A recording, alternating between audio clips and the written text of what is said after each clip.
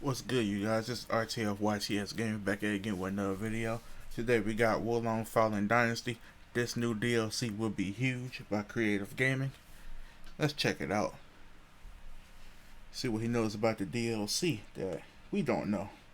Wolong's first DLC should be huge, even make our first boss that we all hate look like an absolute potato. This DLC is included with the Season Pass that you can currently pick up for $25.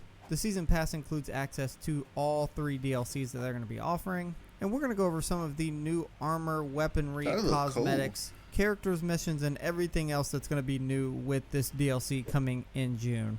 That being said, only 6% of you are actually subscribed, so make sure you go ahead and do that. Now, we will actually see DLC 3 times this year for Wolong. This is going to include the following 3 releases for DLC scheduled for June, September, and December of this year, bringing us the Battle of Zongyang, the Conqueror of Jiangdong, and the Upheaval in Jingxing.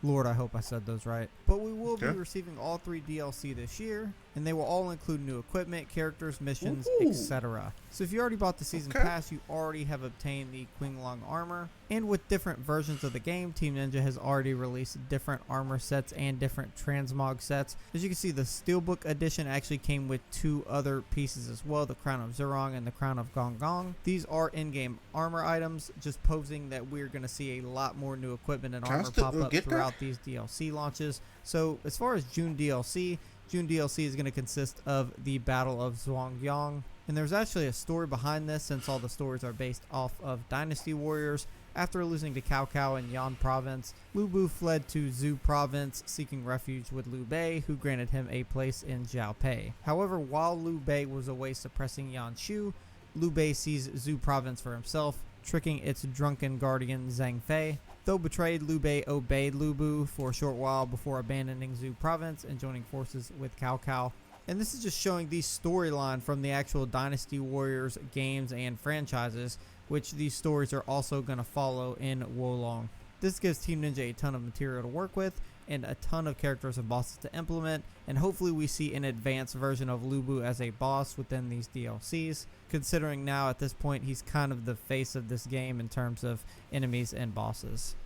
And speaking of enemy and bosses, we have enemy types, so there's going to be introduction of new enemy types into the game with DLC from Wolong.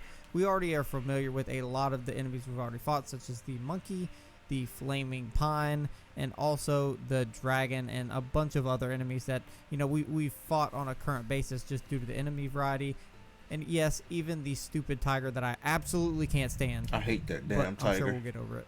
From the 10 or 15 unique enemy types in Wolong, even as far as the Medusa Lady or the Dragon, enemy variety is something we've desperately wanted, so I don't necessarily expect we throw in a bunch of Elden Ring type bosses into this game, but I do expect a decent amount of enemy types, as they are mentioned as being brought into the game through DLC. And again, advanced versions of Lu Bu I'm sure we'll see throughout the DLC as well, because after all, he is dead.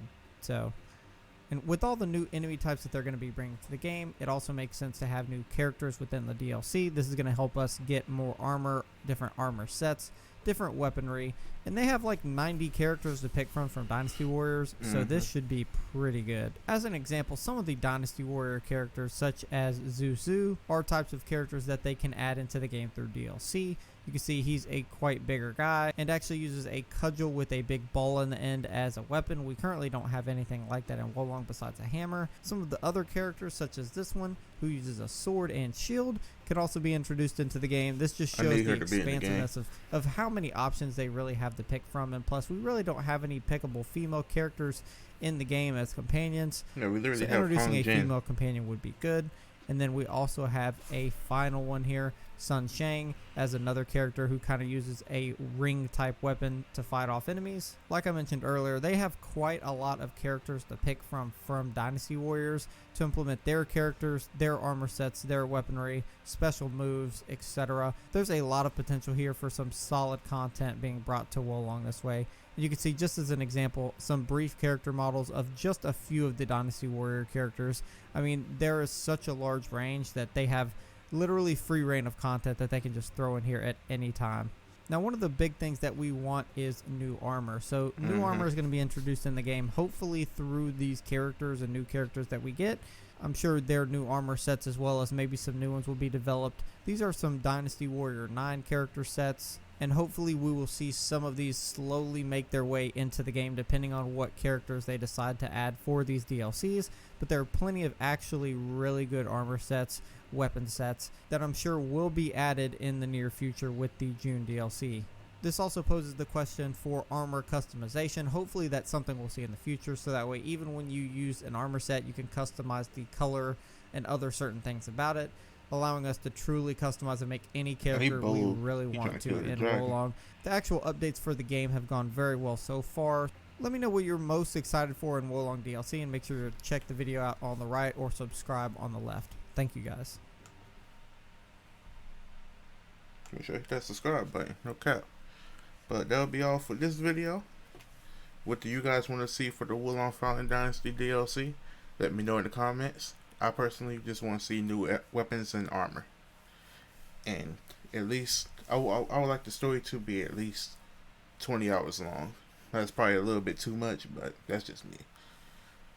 But let me know in the comment section what you guys want. And until next time, I'll catch you on the next reaction. Peace.